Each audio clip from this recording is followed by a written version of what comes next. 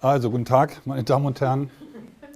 Mein Name ist Hans Lito und das hier ist das zweite Mal, dass ich hier einen Vortrag halte. Und das ist jetzt die Fortsetzung des Vortrages vom August letzten Jahres.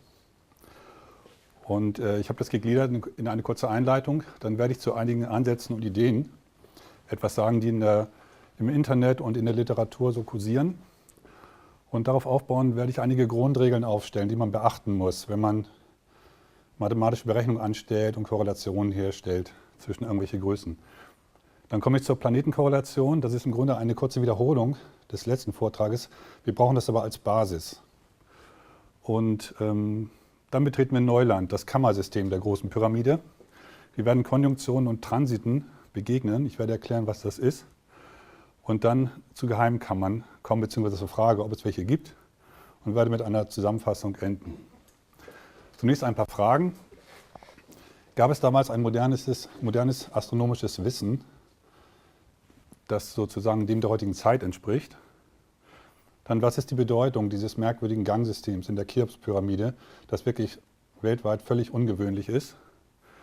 Gibt es unentdeckte Kammern in der Pyramide? Falls ja, wo könnte man danach suchen? Dann wurde beim letzten Mal eine Korrelation hergestellt zwischen den Pyramiden und den Planeten Merkur, Venus und Erde. Und die Frage, hat der Mars auch eine Bedeutung? Und schließlich, falls die Pyramiden einen Zeitpunkt definieren, welcher ist das? Okay, hier sind wir im Anflug auf Kairo, Cheops-Pyramide, Khafre-Pyramide, Mykerinos-Pyramide. Und genau, hier befinden wir uns schon südlich der Pyramiden. Ich sage nur mal kurz, Cheops-Pyramide, Khafre- und Mykerinos-Pyramide und zwei Nebenpyramiden sind sichtbar. Und wir haben gleich das erste Fragezeichen, und zwar in Bezug auf den Bauzeitpunkt der Pyramiden. Die Pharaonen haben regiert circa zwischen 2600 und 2500 vor Christus, nach der bisherigen Chronologie. Und es gab vor einiger Zeit kernphysikalische Messungen, eine neue Altersbestimmung der Cheops-Pyramide und anderen Bauwerken des Alten Reiches. Und bei der Cheops-Pyramide wurde das Alter festgelegt zwischen 3030 und 2905 mit 95%iger Wahrscheinlichkeit. Mit der sogenannten AMS-Methode, Accelerator Mass Spectrometrie. Das ist eine Modifikation der C14-Methode, die ist aber noch wesentlich präziser. Und das bedeutet, dass die Pyramiden im Grunde genommen 400 Jahre älter sind oder vor den Pharaonen existiert haben. Und diese Frage ist bis heute nicht geklärt. So, ich habe gelesen, dass die große Galerie innerhalb der Cheops-Pyramide zu astronomischen Beobachtungen benutzt worden sein soll. Also da sollen Gelehrte in der Galerie unten gesessen haben und noch während der Bauphase, als sie oben offen war, und haben dann daraus den Himmel beobachtet. Und das klingt einerseits, macht das so ein bisschen Sinn, aber andererseits klingt es überhaupt nicht plausibel. Und zwar, es macht deshalb ein wenig Sinn, weil eine ähnliche Beobachtungssituation in einer Sternwarte ist. Dort schaut man mit dem Teleskop durch eine schmale Öffnung nach draußen. Der Unterschied ist aber der, dass man die Kuppel mitsamt des Teleskopes drehen kann, die große Galerie aber nicht. Und ich sage es mal ein bisschen drastischer, wenn man Sterne beobachten will, setzt man sich auch nicht in einen kleinen Raum, schaut durch ein kleines Fenster nach draußen und wartet, bis durch die Erddrehung irgendwas Interessantes vorbeikommt, sondern man geht ins Freie, da ist der ganze Himmel sichtbar. Dann gab es, immer wieder, schon Piazzi Smyth hat 1871 diese These aufgestellt, dass die Luftschächte innerhalb der Cheops-Pyramide auf bestimmte Sterne ausgerichtet waren. Und zwar, ich habe das überprüft. Ich will jetzt nicht genauer darauf eingehen. Ich habe mir die Sternkoordinaten besorgt, sogar die Eigenbewegung der Sterne berücksichtigt. Und für das Jahr 2500 kommt das so ungefähr hin. Aber für das Jahr 3000, falls das der Bauzeit ist, stimmt es nicht mehr. Da hat man ungefähr 2 Grad Abweichung. Und es gibt einen zweiten Grund, warum das sehr unwahrscheinlich ist. Und zwar haben alle Luftkanäle einen Knick. Mindestens einen. Der eine geht sogar um die große Galerie herum. Das heißt, man kann gar nicht durchschauen. Und die Kanäle von der Königinnenkammer, die gehen sogar überhaupt nicht bis ins Freie, sondern die enden innerhalb der Cheops-Pyramide. Also diese Erklärung macht auch nicht besonders viel Sinn. Dann gibt es die sogenannte Orion-Korrelation von Bowal und Gilbert, 1984 veröffentlicht. Die sagen, dass die Sterne, also der Orion-Gürtel, das sind die Sterne Mintaka, Alnilam und Alnitak, den Positionen der Gizeh-Pyramiden entsprechen. Und dass noch andere Pyramidenbezirke anderen Sternen zugeordnet werden. Und das habe ich genauer geprüft. Hier haben wir einmal die Pyramidenposition, das habe ich aus einem Atlas übernommen. Heute könnte man es wahrscheinlich genauer machen mit GPS, aber es wird sich am Ergebnis nicht viel ändern. Das ist ein Abbild der Sterne. Da habe ich den Katalog PPM, Positions and Proper Motions, von dem Recheninstitut von Heidelberg verwendet und habe dann jetzt im Folgenden diese beiden Pyramiden mit diesen beiden Sternen zur Deckung gebracht. Ich habe also den Oriongürtel mit den entsprechenden Pyramiden zur Deckung gebracht und dann sieht das so aus. Die liegen also aufeinander und jetzt müssten im Grunde genommen diese blaue Linie und die rote Linie, die müssen aufeinander liegen. Also der Stern Bellatrix, der wird diesem Pyramidenbezirk zugeordnet und Seib wird Abu Roash zugeordnet. Und es treten hierbei Winkelfehler von bis zu 45 Grad auf und die Längenverhältnisse, die stimmen um bis zu einem Faktor 3 nicht. Das sind 200% Fehler. Und nur bei den Gizeh-Pyramiden selber, da ist der relative Fehler 4,1%. Das ist aber auch noch zu viel, denn das Sternbild ist mit bloßem Auge bestens zu sehen. Es streckt sich über 17 Grad und wenn man das hätte zugrunde legen wollen, dann hätte man die Position wesentlich genauer bestimmen können. Das bedeutet, das sind riesige Fehler und die These ist nicht haltbar. So, jetzt kommen wir zu einigen Grundregeln. Und zwar in der Wissenschaft sind die eigentlich selbstverständlich, aber in verschiedenen Büchern, da wird das nicht immer beachtet. Erstens, es müssen Messdaten belegt sein. Wenn man mit irgendwelchen Messungen arbeitet, da muss stehen, wer, wann und wo und wie gemessen hat und wie groß die Messfehler sind. Die Literaturangabe ist da sehr hilfreich. Messdaten dürfen nicht geändert werden. Also ich habe tatsächlich ein Buch gelesen, da war das so, dass die Theorie dann mit den Messdaten nicht so gut zusammenpasste. Und dann hat er behauptet, der Autor, dass die Messdaten falsch sind und dann hat sie geändert und seiner Theorie angepasst. Das ist natürlich eine Todsünde in der Wissenschaft. Die Messdaten stehen für sich, da wird nichts dran geändert. Und dann gibt es eine Theorie, die kann man darauf anwenden. Und wenn die Theorie nicht passt, dann muss man eine andere Theorie nehmen oder die Theorie modifizieren, aber man darf nicht die Messdaten ändern. Das Grundensemble, wenn man zum Beispiel Korrelation herstellt, darf nicht zu groß sein. Nehmen wir das Beispiel Asteroiden. Wenn ich jetzt herausfinde, dass die Grundkantenlänge der Cheops-Pyramide genauso groß ist wie der Durchmesser eines Asteroids, dann ist das nichts Besonderes. Denn es gibt Tausende von Asteroiden und die sind noch nicht mal rund, sondern unförmig. Das heißt, die haben verschiedene Durchmesser. Da muss ich mir nur den richtigen Asteroiden aussuchen, wenn ich denn die Länge. Und es gibt bestimmt einen, der genau den Durchmesser an einer Stelle hat von der Grundkantenlänge der Cheops-Pyramide. Der Zusammenhang sollte naheliegend sein.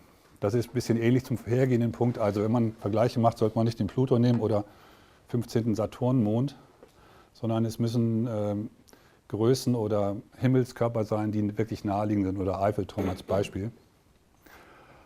Und genau, dann sind keine Anpassungsfaktoren erlaubt. Das habe ich beim letzten Mal erklärt. Und zwar gibt es dieses Beispiel, die Grundkantenlänge der Cheops-Pyramide multipliziert mit 1 Milliarde soll den Abstand Erde-Sonne ergeben. Der Fehler, der liegt zwischen 0,5 und 3,5%, was damit zusammenhängt, dass der Abstand ein bisschen schwankt.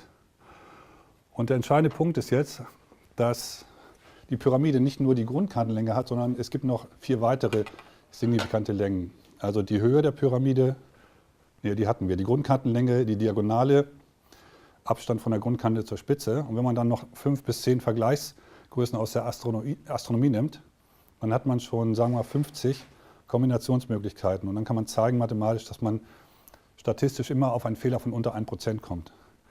Das heißt, jetzt solche Faktoren, die sind nicht erlaubt. Das wollte ich noch an einem Beispiel kurz erläutern. Und zwar, das wurde mir per E-Mail zugesandt und ich habe dann festgestellt, dass das auch im Internet kursiert. Und zwar haben wir hier die Grundfläche der Cheops-Pyramide. Die Länge ist 130,364 Meter. Das ist der Mittelwert der Kantenlängen, die wurde sehr genau vermessen. Wenn man jetzt die Länge eines Umkreises nimmt, hier U2 und dann die Länge des Innenkreises und subtrahiert die beiden Längen, dann soll die Lichtgeschwindigkeit herauskommen. Die Länge des Umfangs eines Kreises ist der Durchmesser mal Pi. Der Innenkreis hat den Durchmessergrad dieser Kantenlänge, also Kantenlänge mal Pi, der Innenkreis, und der Außenkreis hat eine Länge der Diagonale mal Pi. Und die Diagonale ist die Grundkantenlänge mal Wurzel 2. Also wenn man das als Gleichung hinschreibt, U2 minus U1, haben wir hier Wurzel 2 mal Grundkante mal Pi, ist der Umfang des äußeren Kreises. Grundkantenlänge mal Pi, Umfang des inneren Kreises. Den äußeren, also die rechten Sachen kann man hier ausklammern, dann sieht das so aus und das kann man ausrechnen, dann kommt raus 299,77 Meter. Die Lichtgeschwindigkeit ist 299.792.000 Meter pro Sekunde. Die Ziffern stimmen schon mal sehr gut, also die ersten 4 Ziffern stimmen und der relative Fehler liegt bei ungefähr einem Hundertstel%, was eigentlich relativ genau ist. Es gibt aber 2 Probleme. Das erste ist, diese Ziffernübereinstimmung, die stimmt nur fürs Dezimalsystem. Wenn man ein anderes System nimmt, zum Beispiel zur Basis 60, wie das der alten Babylonier, dann stimmt es nicht mehr, oder Basis 5 oder Basis 2, dann hat man verschiedene Ziffern. Und ich habe es jetzt mal als Gleichung hingeschrieben. Es gibt einen Zusammenhang zwischen der Grundkantenlänge und einer Lichtsekunde. Das ist die Strecke, die das Licht in einer Sekunde zurücklegt. Das stimmt soweit und diese Faktoren stehen dazwischen. Das Problem ist, das sind Anpassungsfaktoren. Also schon dieser Faktor 1 Million, der hier fehlt, ist nicht zulässig. Und wenn man jetzt noch 2 weitere Faktoren dazu nimmt, dann wird es natürlich noch leichter, so einen Zusammenhang zu finden. Also sowas ist nicht erlaubt, keine Signifikanz. Es geht noch weiter, die physikalischen Einheiten müssen übereinstimmen. Ich gehe das jetzt mal durch, weil ich finde, das ist ziemlich wichtig. Man kann die Frage stellen, was ist größer? 3 Meter oder 5 Kilogramm? Da wird jetzt jemand sagen, naja, 5 Kilo, das ist so als Gewicht, ist ungefähr so groß, also sind 3 Meter größer als 5 Kilo. Ein anderer sagt, das ist Unsinn. 5 ist ja größer als 3, also sind 5 Kilo größer. Was ich sagen will, ist, es macht keinen Sinn, Äpfel mit Birnen zu vergleichen. So was Ähnliches habe ich in meiner Literatur gesehen, 365 Meter, da kam jemand drauf und sagte, aha, hier haben wir die Länge eines Jahres, nämlich 365 Tage, kann man auch nicht vergleichen. Einmal haben wir eine Länge und anderes mal eine Zeitangabe oder eine Anzahl von Tagen.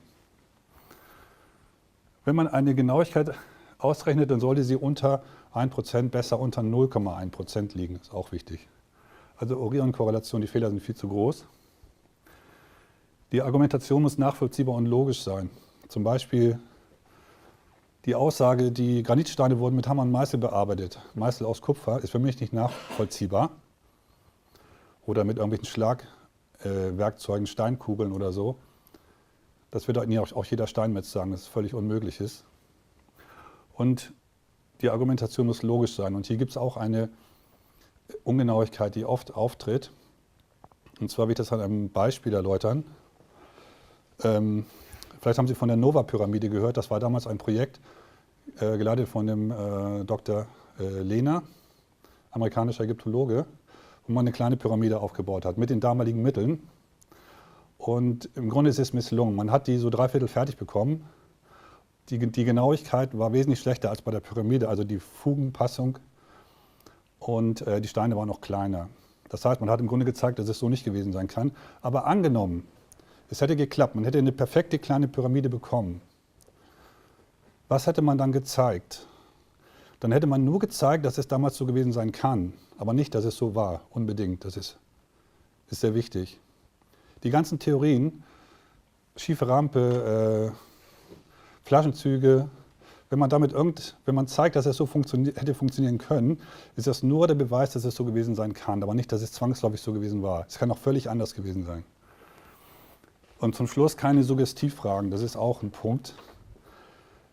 Ich nehme an, Sie wissen, was das ist. Also stellen Sie vor, Sie stehen auf der Straße, kommt ein Reporter und am besten mit dem Mikrofon und sagt zu Ihnen, sagen Sie mal, klauen Sie immer noch im Supermarkt? Ja oder nein? Und egal, was Sie sagen, auch wenn Sie Nein sagen, Sie sehen immer schlecht aus, weil die Frage suggeriert, dass Sie früher im Supermarkt geklaut haben. Jetzt haben wir hier aber eine Frage, also die ist ja nun, klingt ein bisschen besser. Wie haben die alten Ägypter die Steine bearbeitet? Wie haben sie die Steine bearbeitet? Was ist mit dieser Frage? Sie ist nicht zulässig, ist eine Suggestivfrage. Sie setzt voraus, dass die alten Ägypter die Pyramiden gebaut haben. Das muss nicht stimmen, theoretisch. Und das ist alles nicht erlaubt und diese Punkte sollte man beachten. So, jetzt kommen wir zu den Pyramiden. Im letzten Vortrag habe ich gezeigt, dass die Größen der Pyramiden durch 3 Gleichungen festgelegt werden. Für die, die nicht dabei waren, für die Cheops-Pyramide haben wir das Verhältnis der Grundkantenlänge zu einer Lichtsekunde ist genau dasselbe Verhältnis wie Volumen der Erde zum Volumen der Sonne. Der Fehler ist 0,03%, der relative Fehler. Und wir haben keinen Anpassungsfaktor. Das macht es schon mal enorm schwierig, so eine Gleichung zu finden. Und Erde und Sonne sind auch nicht irgendwelche Himmelskörper. Also ohne Erde hätten wir keine Menschen. Und ohne Sonne hätten wir auch keine Menschen. Die zweite Gleichung legt die Größe der Chephren-Pyramide fest. Und zwar entspricht das Volumen von Cheops-Pyramide zu Chephren-Pyramide gleich dem Volumenverhältnis von Erde zu Venus.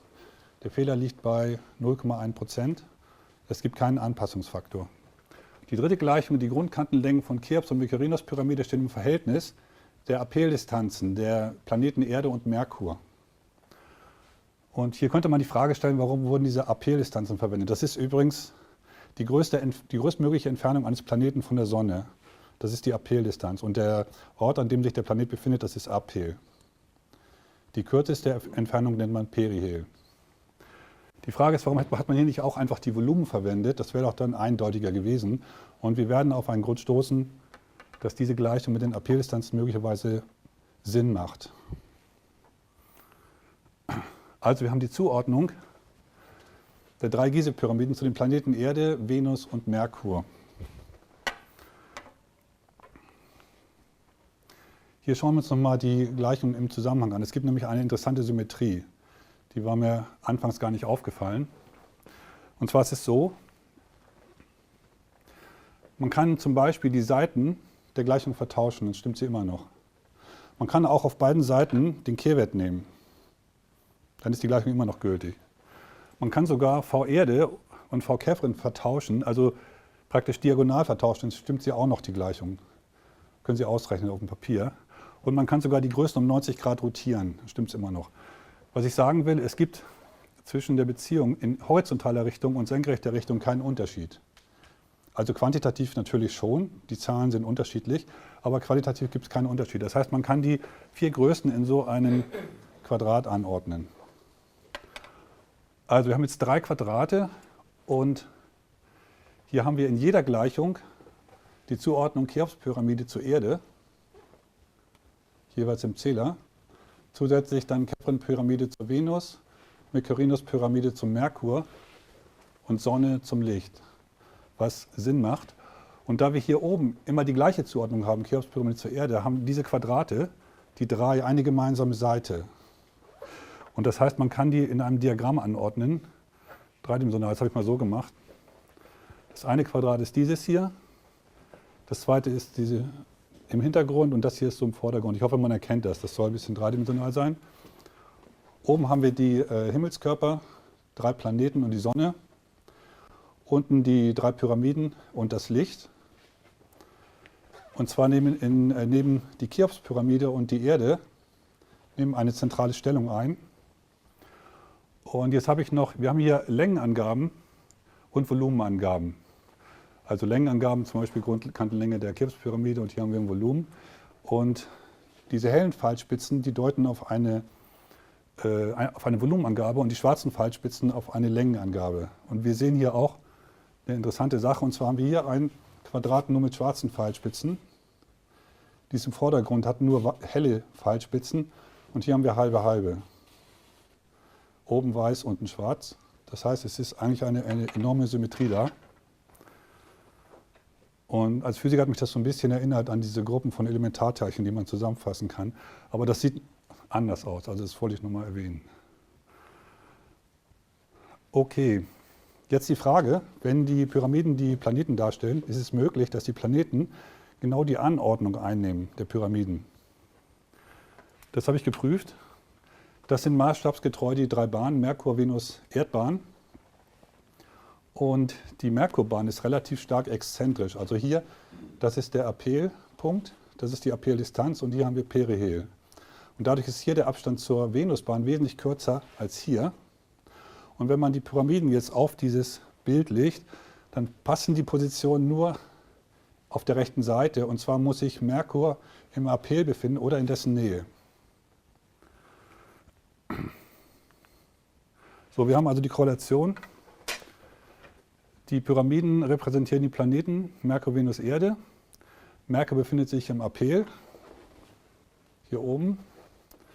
Zusätzlich kann man die große Achse der Merkurbahn mit der Nord-Süd-Richtung der Pyramiden korrelieren. Und man kann die Sonnenposition aufs Pyramidengelände übertragen. Die befindet sich 726 Meter südlich der Mykerinos-Pyramide, wenn man zweidimensional rechnet. Das ist jetzt nochmal wichtig. Man kann verschiedene Ansätze machen. Und zwar habe ich jetzt nur von praktisch die Position in eine Ebene projiziert, sowohl bei den Planeten als auch bei den Pyramiden. Ich habe sozusagen die Höhenlage überhaupt nicht berücksichtigt. Und dann, das ist ein Ansatz. Es gibt aber noch andere. Und jetzt die Frage, welcher Ansatz ist der beste? Man kann auch dreidimensional rechnen. Das heißt, es wird auch berücksichtigt, dass die Planeten sich manchmal über und unterhalb der Hauptebene befinden. Und die Höhenunterschiede der Pyramiden werden ebenfalls berücksichtigt. Und da gibt es jetzt bei den Pyramiden verschiedene Möglichkeiten.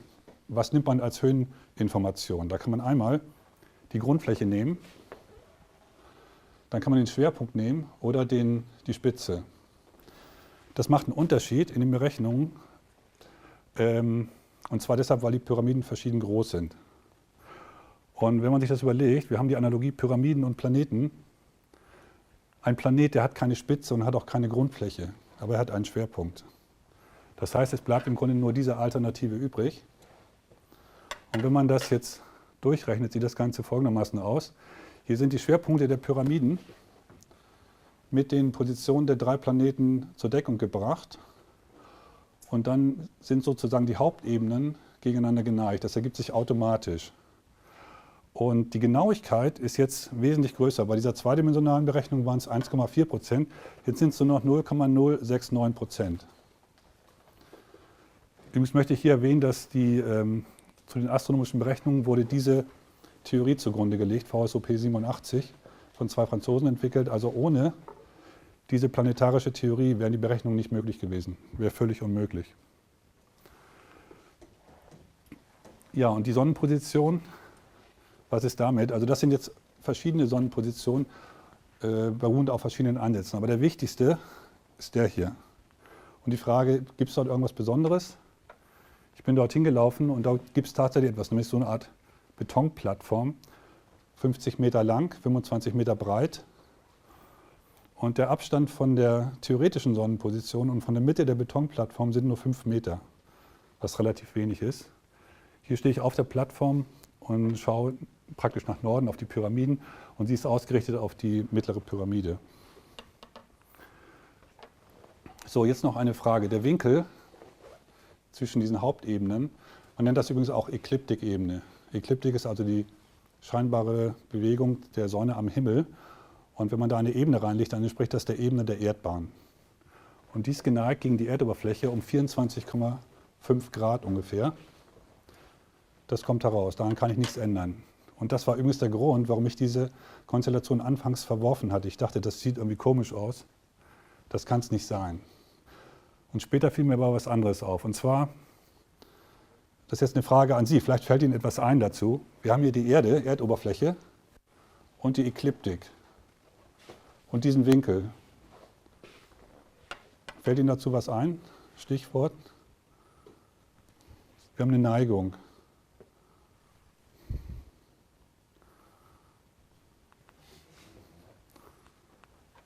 Die Erdachse ist auch geneigt gegen die Ekliptikebene um 23,5 Grad. Das ist der Grund, warum wir die 4 Jahreszeiten haben. Und wir haben die Korrelation, die Ekliptikebene würde in diesem Fall der transformierten Ekliptikebene entsprechen. Und die Ebene des Erdäquators entspricht der Erdoberfläche. Der Fehler ist 1 Grad, was nicht allzu viel ist. Gut, das ist eine zweite Besonderheit, die ich erwähnen wollte. So, und jetzt betreten wir Neuland. Jetzt gehen wir ins Innere der Pyramide. Und wir werden uns das erstmal anschauen, weil es vielleicht nicht so bekannt ist. Hier haben wir einen Querschnitt von Osten gesehen. Hier ist der Originaleingang. Der Gang geht hier über 100 Meter gerade in die Erde hinein. Der Originaleingang ist hier oben. Dies ist der sogenannte Grabräubergang, wird es glaube ich nicht genannt. Also das ist der Eingang, der durch den Kalifen Al-Mamun geschaffen wurde um 800 nach Christus. Und der hat also den Originaleingang trotz Suche nicht gefunden, als die Pyramide noch intakt war. Und ist dann sozusagen von innen durch Zufall auf den absteigenden Gang gestoßen und hat dann den Originaleingang von innen entdeckt. Übrigens die Verkleidungsblöcke, hier sind noch Originalverkleidungsblöcke übrig, die wurden im Mittelalter entfernt. In über 100 Jahren hat man die Pyramiden als Steinbruch verwendet und aus diesen Blöcken dann, weil die qualitativ sehr hochwertig waren, also irgendwelche Gebäude errichtet, Brücken und so weiter. Das ist der absteigende Gang, also geht schnurgerade durch die Pyramide und dann in die Erde weiter. Dann haben wir hier den aufsteigenden Gang. Hier erreichen wir die große Galerie. Hier links ist übrigens so ein Gitter zu sehen. Da geht es in diesen Grabräubergang. Der geht senkrecht runter, also damit da keiner reinfällt, ist das abgesperrt. Königskammer mit dem offenen Sarkophag. Dieser Stein stammt aus dem Fußboden, da wurde also eine Ausgrabung gemacht. Genau. Und hier ist nochmal dieser interessante Kreuzungspunkt des horizontalen Ganges und der großen Galerie. Hier schauen wir also nach oben. Das ist der horizontale Gang zur Königinnenkammer und das ist die große Galerie. Das Tor sieht übrigens sehr groß aus, das liegt aber nur daran, dass ich die Kamera auf den Boden gestellt habe. Ich durfte kein großes Stativ verwenden. Der Gang ist ungefähr 1 Meter hoch, man muss also ganz gebückt gehen. Genau. Was wollte ich noch sagen? Also als ich das erste Mal in die Pyramide hineinging, da dachte ich, ich bin auf einem anderen Stern, das darf nicht sein. So baut kein Mensch hier auf der Erde. Also schräge Gänge, nur 1 Meter hoch, man muss ganz gebückt gehen. Keine Treppenstufen, völlig glatter Boden. Die haben die Steigung von einer normalen Treppe, man würde da abrutschen, würde bis nach unten runterrutschen. Und wenn wir heutzutage in einem Bürogebäude in einem Gang gehen, in einer Etage, dann verzweigen sich Gänge nach rechts und links zum Beispiel. Nicht so hier. Hier geht man nach unten und plötzlich gibt es an der Decke ein Loch und dann geht ein Gang nach oben. Das macht eigentlich überhaupt keinen Sinn. Und ich kann mir nicht vorstellen, wie man hier den Pharao würdevoll hineintragen wollte, also nachdem er gestorben ist. Das ganze Gangsystem ist also vertikal ausgerichtet, nicht horizontal wie hier. So, das ist nochmal eine etwas genauere Zeichnung. Das ist die sogenannte Felsenkammer, Königinnenkammer, Königskammer. Hier von Süden aus gesehen, hier von Osten, große Galerie. Und die Hauptidee ist es wir haben also die 3 Planeten und die 3 Pyramiden. Und wir haben 3 Kammern. Und was mich interessiert hat, wenn ich die Kammerposition nehme, kann es sein, dass die Planeten auch diese Positionen einnehmen. Das ist einfach nur mal eine Frage. Und dazu brauche ich aber die genauen Koordinaten, die Abstände der Kammern. Denn die liegen nicht übereinander, sondern seitlich versetzt, haben unterschiedliche vertikale Abstände. Und da habe ich insofern Glück gehabt, ich bin auf die Zeichnungen von Maragiolio und Rinaldi gestoßen. Und dann habe ich aus mehreren Zeichnungen mir die Maße zusammengesucht und das in einem Bild eingetragen und das sieht dann folgendermaßen aus. Und also ohne die Zeichnung wäre es enorm schwierig gewesen, das überhaupt rauszukriegen. Das heißt, die Koordinaten kann man angeben. Hier muss man übrigens ein Koordinatensystem festlegen. Und es ist übrigens egal, wo man den Ursprung des Systems hintut. Ich habe es in die Symmetrieachse der Königinnenkammer getan, auf die Grundflächenebene, den Ursprung. Und die Z-Achse ragt hier aus der Ebene heraus. Genau. Und noch eins, ich gehe mal ein Bild zurück, in die Ostwände der Kammern gelegt, dieses Koordinatensystem. Und zwar ist es, das Interessante ist, dass sämtliche Ostwände, sowohl der 3 Kammern als auch der Gänge, in einer Ebene liegen. Also dieser kleine Absatz hier, das ist eine Nische, die in der Wand drin ist. Also die Wand ist auch auf der gleichen Ebene und die Kammern erstrecken sich verschieden weit nach Westen. Also ich habe sozusagen auf das Grundniveau hier das Koordinatensystem gelegt. Dann hat man diese Koordinaten. So, jetzt eine Frage. Wenn man die 3 Planeten, Merkur, Venus, Erde, zuordnen sollte, wie würden Sie das machen? Also die Erde ist ein bisschen größer als die Venus und der Merkur ist deutlich kleiner. Und wir haben hier 3 Kammern. Jetzt nehmen wir mal die Königskammer hier oben. Welchen Planeten würden Sie zuordnen? Erde, ja, ne? Und Königinnenkammer? Venus. Ja, ist naheliegend, ne? Dann bleibt nur noch der Merkur hier unten. Okay, das habe ich gemacht und zwar habe ich diese Koordinaten eingegeben und das sind zunächst nochmal Zeitpunkte von den Pyramiden zum Vergleich. Hier habe ich jetzt keine Genauigkeit in Prozent vorgegeben, sondern Winkel. Das ist aber unwichtig, das ist eine andere Berechnungsart. Und wenn ich diesen Winkel, also das sind in Wirklichkeit also Differenzen der ekliptikalen Längen, werde ich gleich noch erklären. Also wenn ich das mache, ergeben sich diese Zeitpunkte, an denen die Planeten genau die Pyramidenanordnung einnehmen. Und hier haben wir den Zeitpunkt 3088, der letztendlich am wichtigsten ist. So, jetzt habe ich das gleich. Ach so, und Merkur ist im Aphel. Wichtiger Punkt. Also wenn ich im Perihel eingebe, die Position bzw. den Zeitpunkt, dann gibt es überhaupt keine Übereinstimmung. So, jetzt habe ich das gleiche bei den Kammerpositionen gemacht. Und es ergeben sich völlig andere Jahre. Und das ist eigentlich nichts Besonderes, denn die Anordnungen sind völlig unterschiedlich, der Pyramiden und der Kammern. Nun habe ich mir gedacht, also die Perihelposition für den Merkur kann ich hier nicht verwenden, aber vielleicht kann ich es ja hier verwenden. Habe ich die Perihelposition eingesetzt und dann passierte was Merkwürdiges. Und zwar kamen die gleichen Jahre, die ich hier hatte, kamen wieder. Und ich dachte zuerst, ich habe mich vertippt. Und zwar ist es so, dass ich die Koordinaten nicht jedes Mal eintippen muss, sondern ich habe das mit so einer Menüsteuerung. 1 steht für Planetenposition, 2 für Kammerposition, dann 1 für Aphel-Zeitpunkt, 2 für Perihel-Zeitpunkt. Ich habe das dann nochmal gestartet, war wieder dasselbe. Da dachte ich also, Hans, träumst du jetzt schon tagsüber? Nun reiß dich mal am Riemen. Und dann habe ich ungelogen genau geguckt, dass ich die 2 getippt habe auf der Tastatur, das Programm nochmal gestartet. Und es war wieder dasselbe. Also ich hatte mich nicht vertippt vorher. Es stimmen nicht alle Jahreszahlen überein, aber hier, das Jahr -12, also Minus bedeutet vor Christi Geburt. 228, 928, 3088 sind hier auch. Und wenn man die gleichen Jahre verbindet, sieht das so aus. Ich dachte, das darf nicht wahr sein. Was bedeutet das? Und zwar ist es so, vom Perihel zum Aphel benötigt der Merkur 44 Tage. Das ist nämlich genau der halbe Umlauf. Die Umlaufzeit beträgt 88 Tage. Nun könnte aber theoretisch, können es auch 1,5 Umläufe Differenz sein zwischen diesen beiden Zeitpunkten oder 2,5 oder 3,5 Umläufe von Merkur. Das könnte noch innerhalb eines Jahres liegen. Das habe ich geprüft, also die genauen Daten, Tage sind bekannt, die habe ich jetzt hier weggelassen. Und die Zeitdifferenz ist jedenfalls jedes Mal genau 44 Tage. Also ein halber Umlauf. Und ich habe das Ganze jetzt in ein gemeinsames Bild gezeichnet. Also die Kammerposition, die Pyramidenposition und die Planetenbahnen. Das sieht folgendermaßen aus.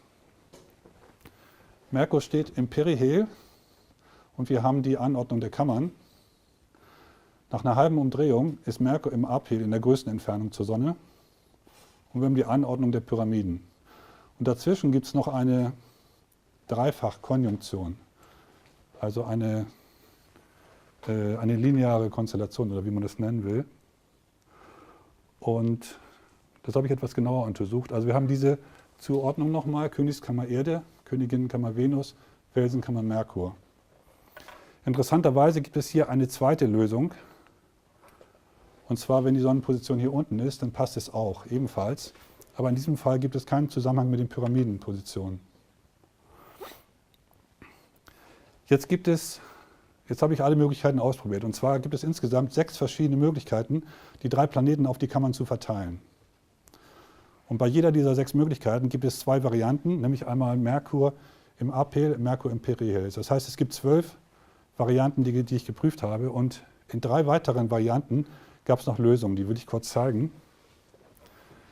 In diesem Fall wird der Merkur der Königinnenkammer zugeordnet, die Venus der Felsenkammer und Erde bleibt bei der Königskammer.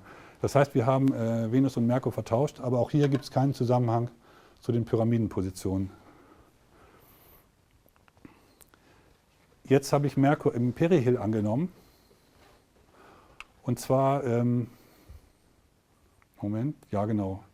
Das ist noch eine andere Zuordnung. Hier ist der Merkur der Königinnenkammer zugeordnet, die Erde der Felsenkammer und die Venus der Königskammer. Und die Sonne liegt in diesem Fall also etwas unterhalb der Königinnenkammer, schräg. Und hier gibt es noch die Möglichkeit, dass der Merkur auch im Aphel stehen kann. Da gibt es Lösungen, sogar zwei. Die sehen so aus. Also die gleiche Zuordnung wie vorher. Hier sind also die Planeten vertauscht, aber es gibt in keinem dieser Fälle einen Zusammenhang zu den Pyramidenpositionen. Es gibt auch keine Dreifachkonjunktion oder irgendeine Art von Konjunktion.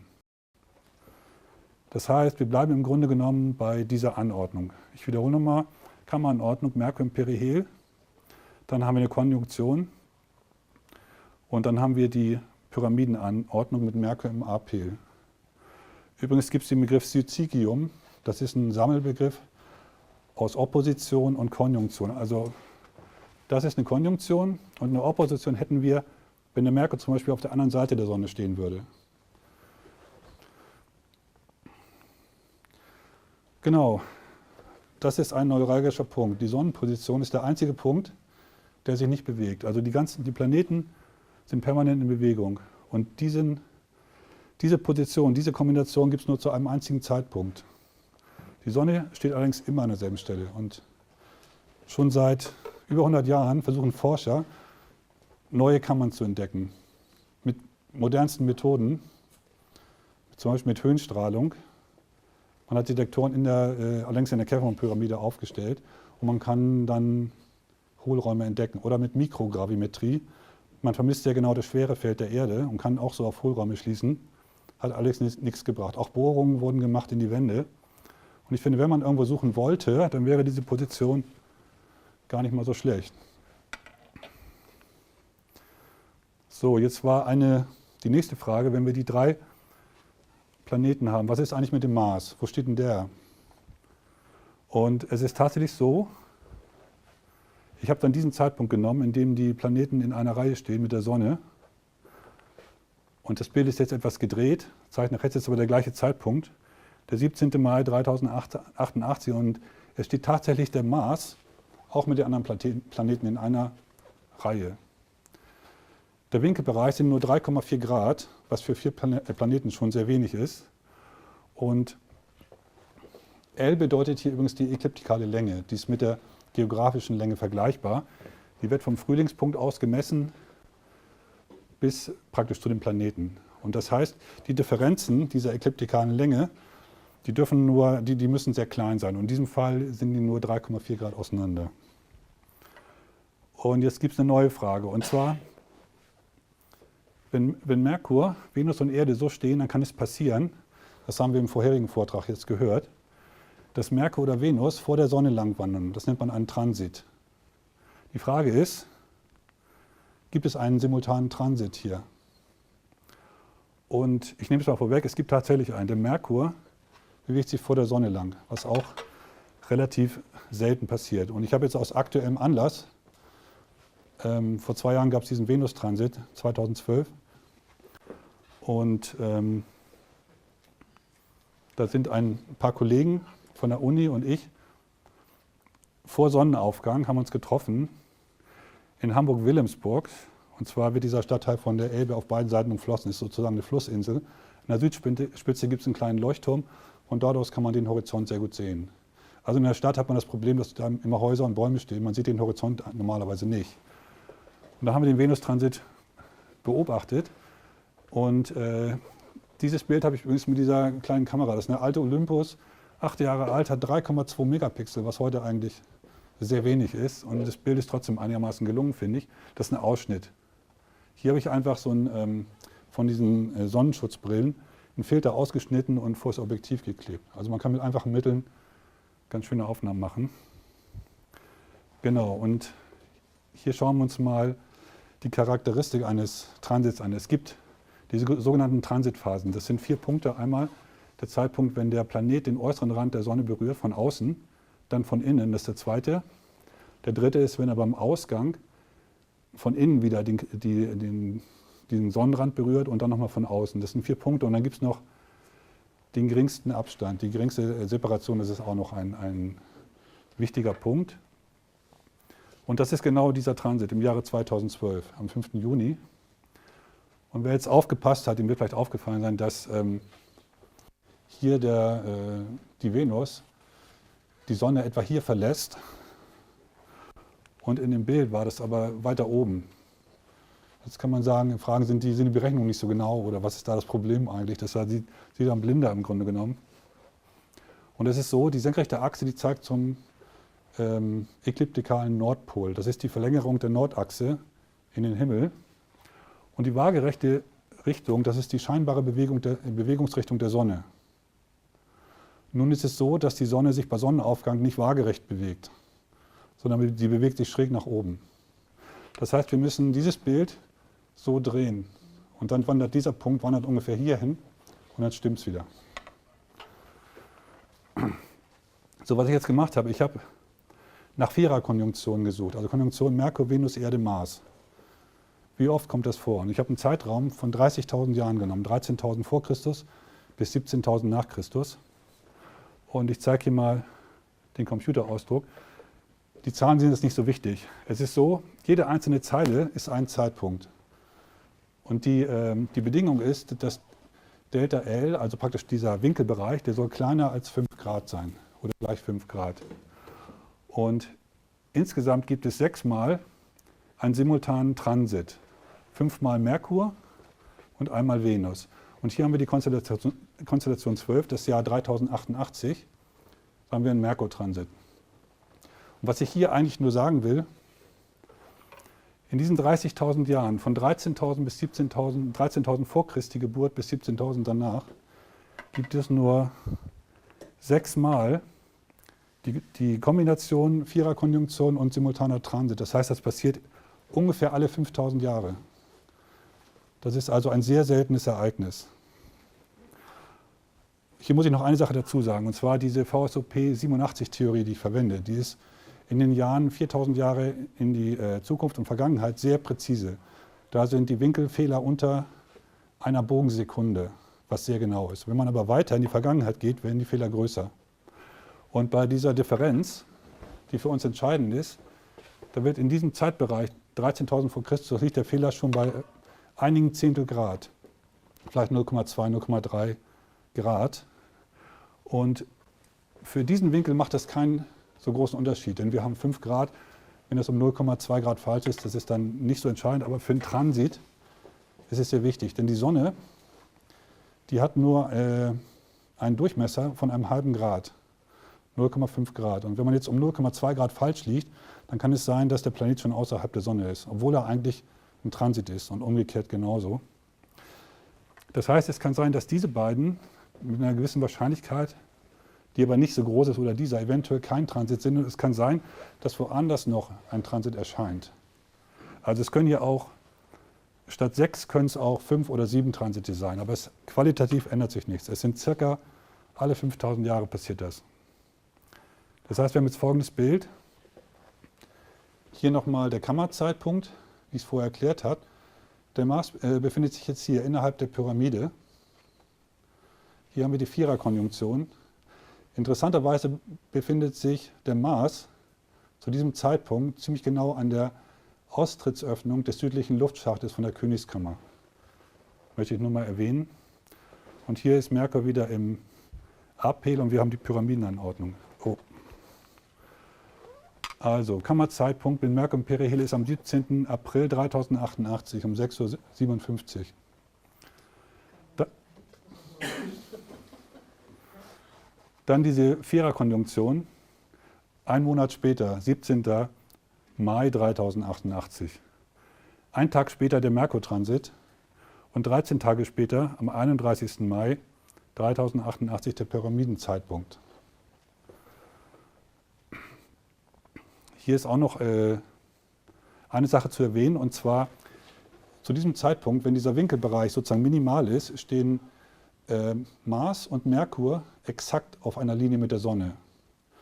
Wenn man jetzt aber ein paar Tage oder ein paar Stunden wartet, dann hat man irgendwann auch eine Konjunktion von Merkur und Venus, dass die genau auf einer Linie stehen mit der Sonne, oder Merkur und Erde oder Venus und Mars oder Erde und Mars.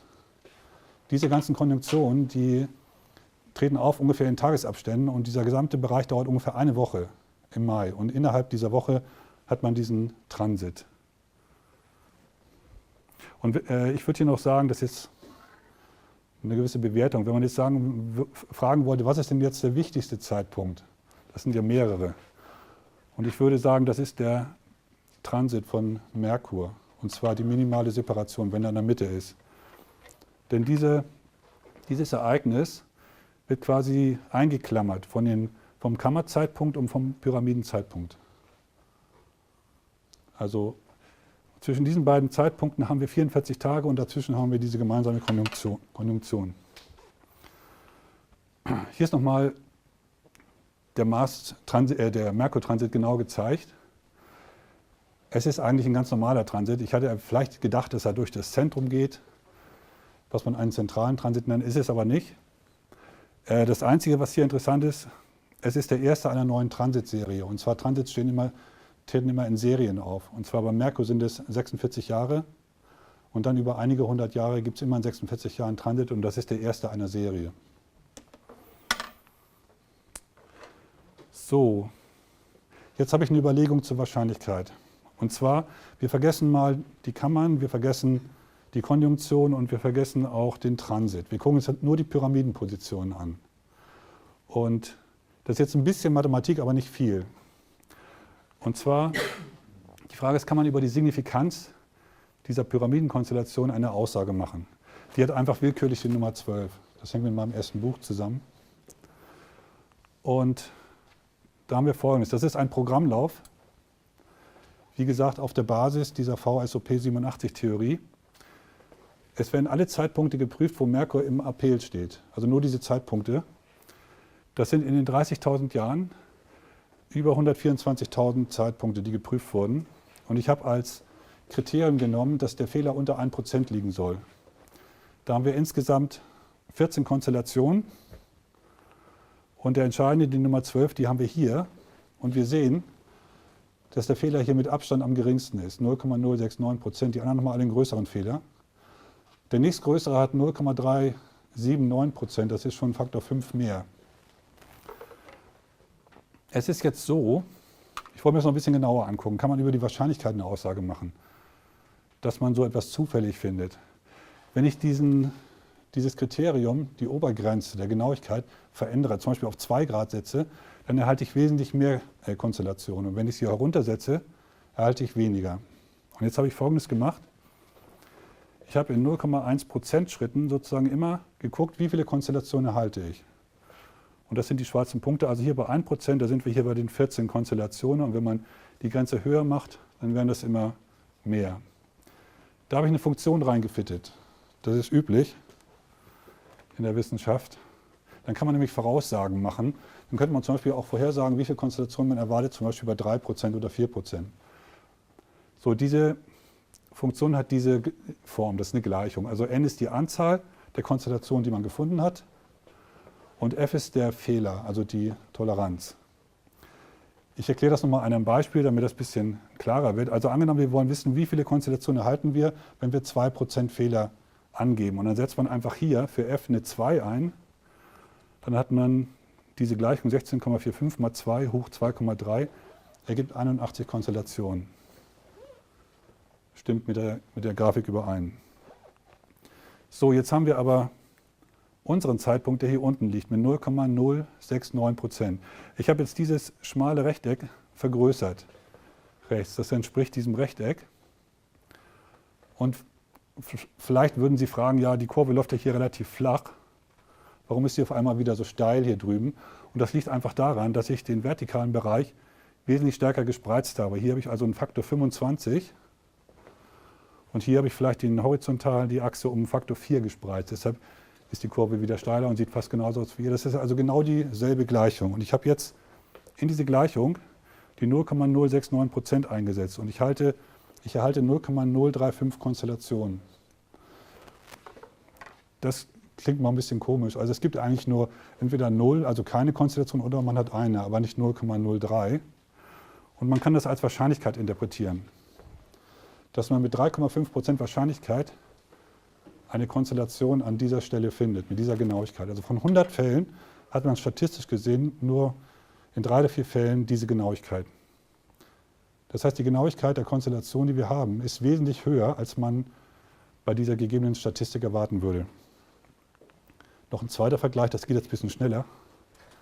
Ich habe jetzt nochmal einen Zeitscan gemacht über den gleichen Zeitraum, wobei die Zeit nicht festgelegt ist. Jetzt wird in kontinuierlichen Zeitschritten gescannt und jedes Mal die Konstellation berechnet.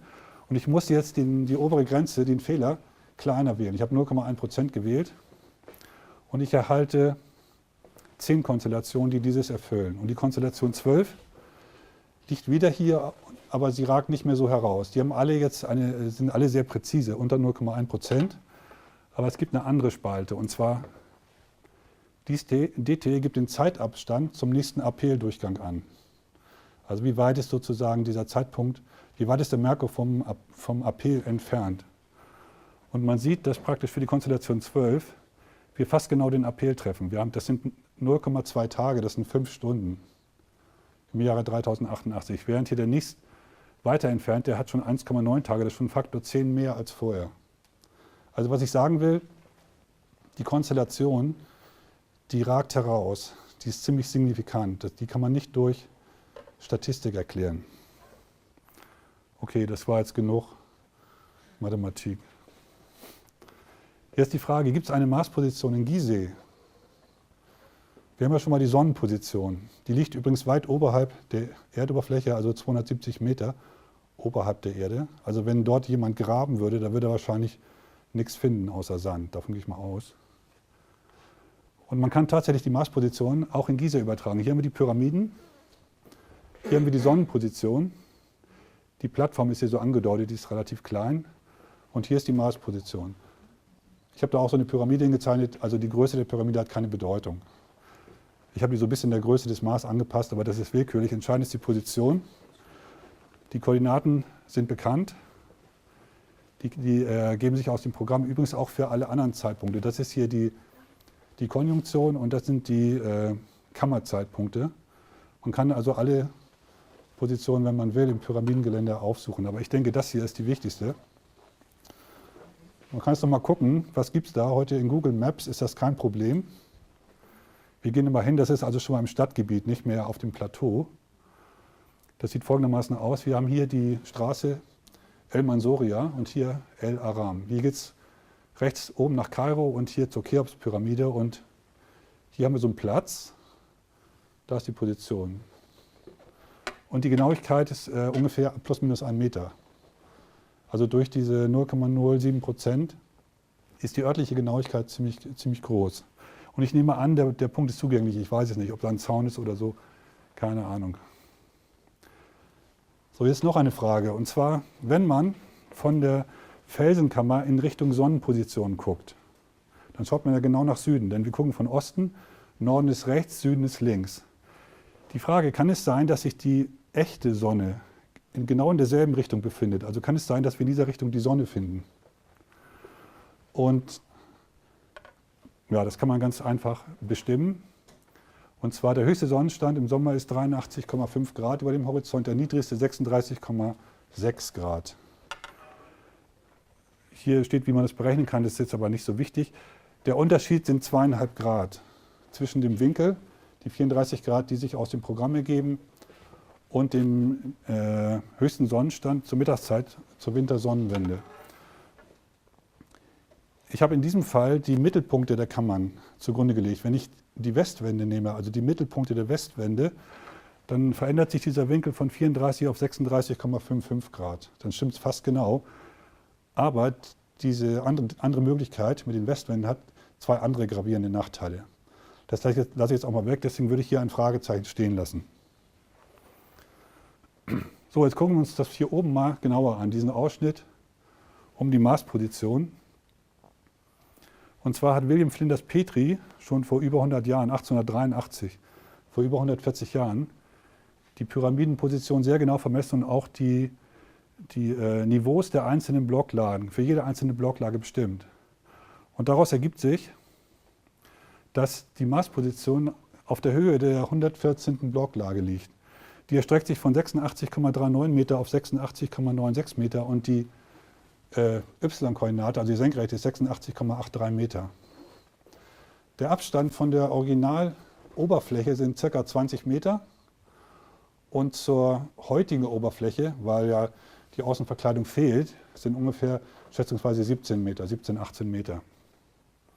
Hier sieht man auch, dass sich Mars zu diesem Zeitpunkt der Konjunktion also ziemlich genau am Austritt dieses Luftschachts befindet. Genau. Und es ist übrigens auch nicht selbstverständlich, dass der Mars sich überhaupt innerhalb der Pyramide befindet. Das finde ich auch schon bemerkenswert. So, jetzt schauen wir uns das mal hier unten an, die Sonnenposition. Das sieht folgendermaßen aus. Wir haben hier den absteigenden Gang, hier die Felsenkammer und die Sonnenposition. Die Genauigkeit ist ungefähr 0,2 Meter, also plus minus 20 Zentimeter. Beim Mars waren es ungefähr 44 Zentimeter plus. Und man könnte jetzt theoretisch, wenn man wollte, ein dünnes Loch bohren. Und ich dachte mir, also hier in die Decke reinzubohren und dann eine Kamera durchschieben und das prüfen. Das ist eine Möglichkeit. Wahrscheinlich ist es nicht so gut, in die Decke zu bohren, sondern einfacher in die Wand zu bohren. Und wenn man das macht, habe ich die Position genau angegeben. In diesem Fall muss man genau nach Süden bohren, dann braucht man einen Winkel von ca. 41 Grad. Da müsste man diese Stelle erreichen. Noch ganz kurz zu den Entlastungskammern, das passt dazu. Die Kammern haben wir jetzt auch den Planeten zugeordnet und wir haben 5 Entlastungskammern über der Königskammer. Und wir haben außerhalb der Erde 5 weitere Planeten. Deswegen könnte man sie auch alternativ benennen. Kammer der Erde, Marskammer, Jupiterkammer, Saturn, Uranus, Neptunkammer.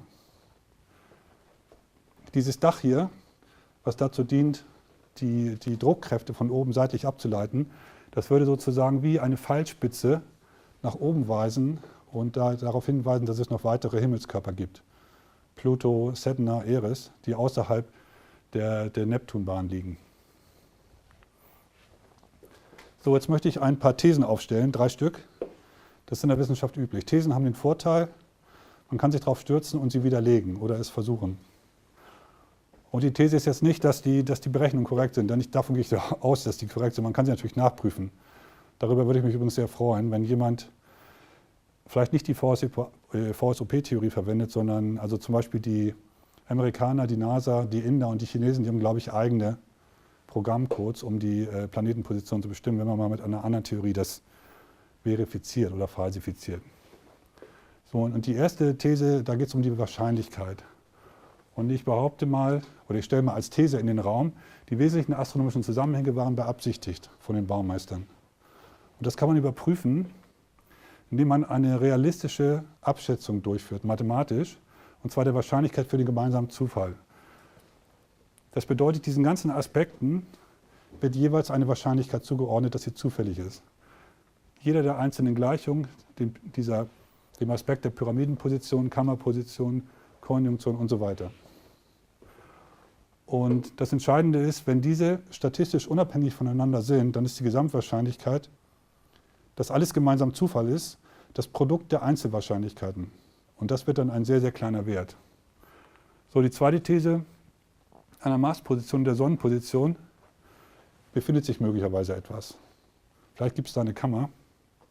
Ich habe übrigens in einem Buch von Peter Tompkins gelesen, das Buch heißt Cheops, dass es einen alten arabischen Bericht gibt, worin überliefert ist, dass es eine geheime Kammer geben soll mit Land- und Himmelskarten, die sehr präzise sind.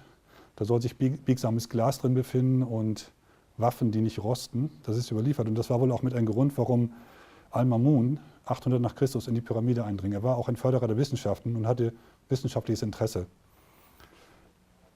Also man könnte hier nachschauen mit gezielten Bohrungen und eventuell so mit endoskopartigen Kameras. Indem man eine Kamera durchschiebt, ist heute eigentlich kein Problem. Die dritte These bezieht sich eigentlich auf den vorherigen Vortrag, und zwar auf die Oberflächenstrukturen der Granitsteine. Da habe ich festgestellt, ich sage es nochmal, dass es so aussieht, als würden sich die Strukturen auf der Oberfläche von einer Fuge über die andere fortsetzen, also die natürlichen Strukturen im Gestein. Das heißt, schräge Linien gehen einfach über die Fuge hinweg. Wenn heute zum Beispiel Steinblöcke gesägt werden, dann fehlt immer einige Millimeter Material, vielleicht auch ein Zentimeter. Und wenn man dann die Blöcke zusammenschiebt, dann würden schräge Linien einen Versatz haben. Es sieht aber nicht so aus. Und die dritte These ist, die man auch relativ leicht nachprüfen kann, dass die Oberflächenstrukturen an den haarfeinen Fugen der Granitblöcke, dass die fugenübergreifend sind. Das kann man prüfen auf zwei Arten. Entweder kann man die Oberfläche abschleifen und polieren. Das muss nicht viel sein, so 10 mal 20 Zentimeter über einer Fuge.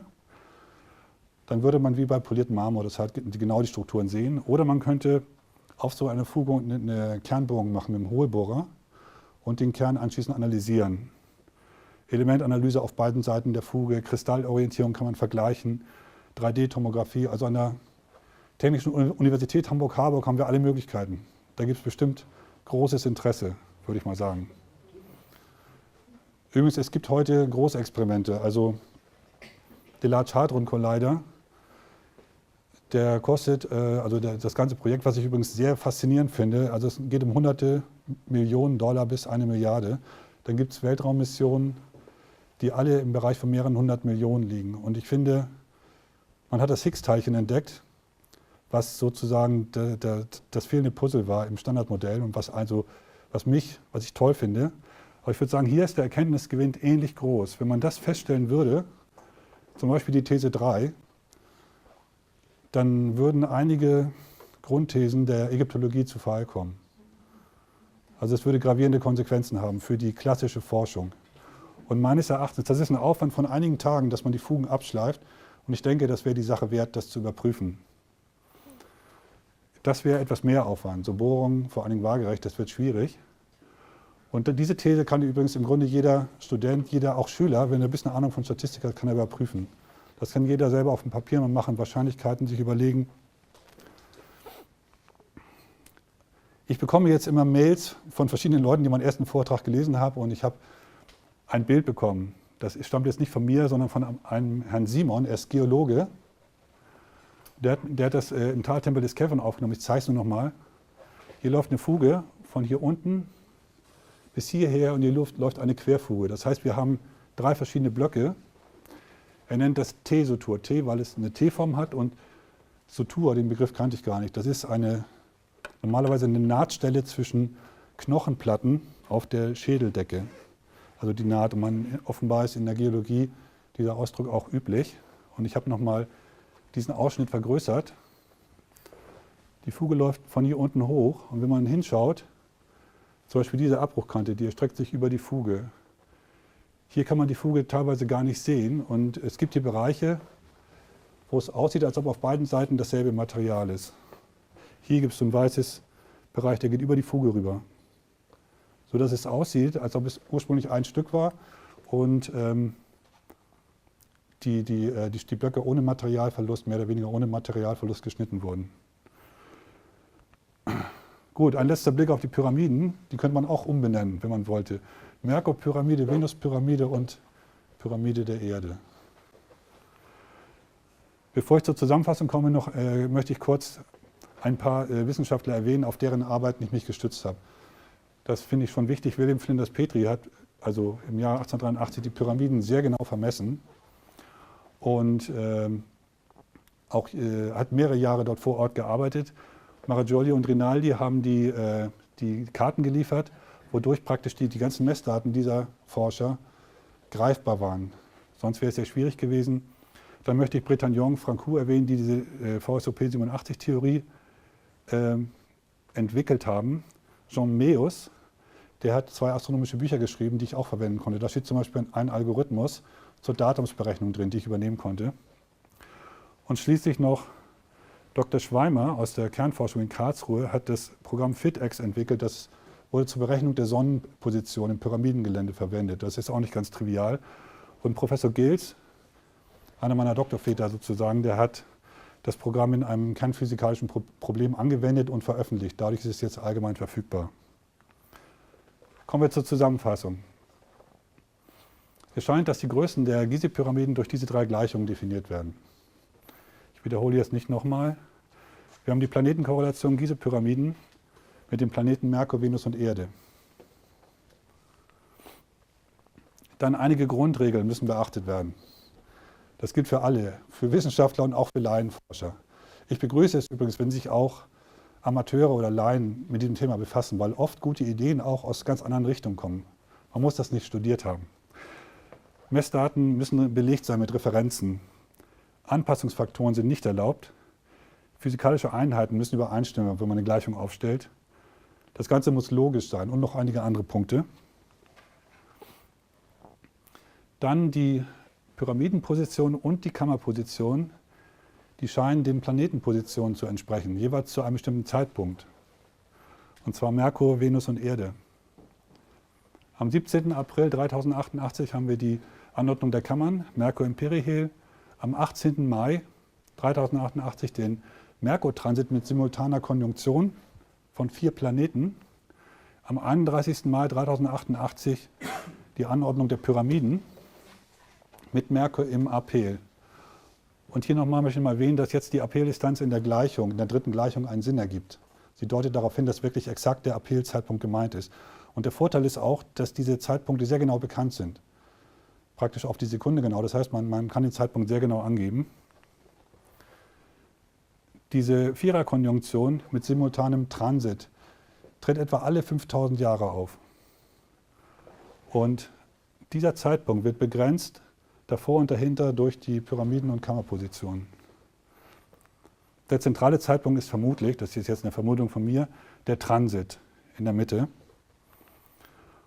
Und es ist auch nicht selbstverständlich, dass der Mars sich innerhalb der Pyramide befindet. Und dies deutet ebenfalls nochmal auf die dritte Gleichung, in der die Apeldistanzen vorkommen.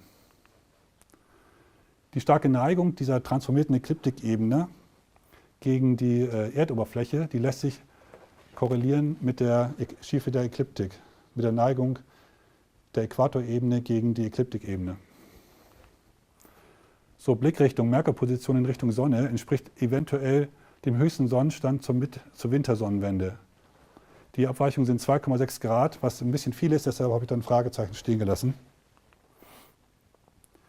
Die Wahrscheinlichkeit für den gleichzeitigen Zufall ist bei statistischer Unabhängigkeit der Einzelgrößen das Produkt der Einzelwahrscheinlichkeiten. Und im schlechtesten Fall ist die Wahrscheinlichkeit für einen gemeinsamen Zufall bei 1 zu einer Million, aber eher in der Größenordnung 1 zu einer Milliarde oder noch geringer. Stichwort 6000 Jahre. Also wenn man die Bauzeit der Pyramiden sich anschaut, da hatte ich anfangs diese Beschleuniger-Massenspektrometrie, die Ergebnisse gezeigt. Demnach sind die Cheops-Pyramide zumindest ca. 3000 vor Christus gebaut worden. Ich glaube den Ergebnissen. Das sind also knapp 3000 Jahre vor Christus. 3088 sind gut 3000 Jahre nach Christus. Das heißt, der Zeitabstand vom Bauzeitpunkt bis zu diesem Zeitpunkt sind 6000 Jahre etwa. Das nur mal in den Raum gestellt. Es wird eine Sonnenposition definiert durch die Anordnung der Kammern, südlich und oberhalb der Felsenkammer. Dann gibt es zum Kammerzeitpunkt ebenfalls eine Marsposition innerhalb der Pyramide, die genau definiert ist. Dann die Besonderheit, dass sich Mars innerhalb der Pyramide befindet und ebenfalls, dass der Mars genau die Pyramide verlässt, während des Transits. Man kann vielleicht so eine Analogie herstellen. Der Merkur verlässt irgendwann die Sonnenscheibe am Ende des Transits und der Mars verlässt die Pyramide. Und wir haben ebenfalls eine Marsposition in Gizeh. Übrigens, diese Marsposition, die liegt nicht wie die Sonnenposition sehr hoch über der Erdoberfläche, sondern sie liegt etwa auf dem gleichen Niveau der Pyramiden. Das ist auch noch ein interessanter Punkt. So, jetzt möchte ich noch eine Sache sagen. Also, wenn das Ganze so beabsichtigt war, dann sollte meines Erachtens von den Baumeistern dieses Gewissen nicht geheim bleiben. Wenn Sie das geheim halten gewollt hätten, dann hätten Sie nicht die Pyramiden so auffällig hingestellt mit dem Volumen der Planeten. Das heißt, irgendwann, wenn die Menschen so weit entwickelt sind, dann muss man darauf kommen im Grunde genommen. Und dann kann ich mir vorstellen, wenn das Rätsel gelöst wurde, wenn das sozusagen ein Rätsel wäre, dass Sie an diesen Punkten oder an einem von den Punkten etwas hinterlassen haben, sozusagen als Bestätigung, dass das Rätsel gelöst wurde. Ich möchte übrigens nicht behaupten, dass ich das Pyramidenrätsel gelöst habe. Ich möchte nur sagen, dass die Aspekte zumindest in die richtige Richtung weisen. Das würde ich mal sagen.